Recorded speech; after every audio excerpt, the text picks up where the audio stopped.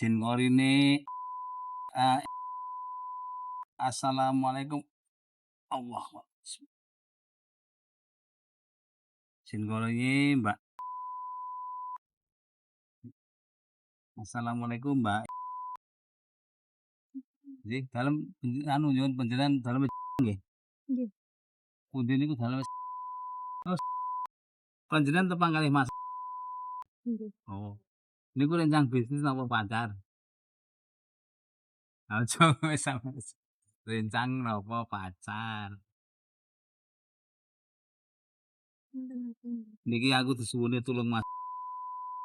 Panjenengan kok jare lost contact iki ning ngopo? Apa ndek pacar baru ketok ndek pacar baru? Nggih to? Nggih, enten sing cedak. Enten sing cedak kayak serius.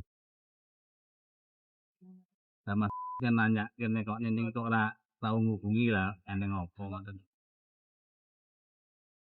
Genah-genahe lanjut neh apa ora? Nggih, posisi niki kula nembe menghindar. Masalahe ada bisnis yang lost. Enten mawon.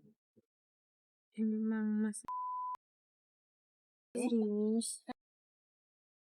Enten kula. Oh ngoten nggih. Nah niki ben jelas Mas arep methuke ya wedi wong lanang kok jireh.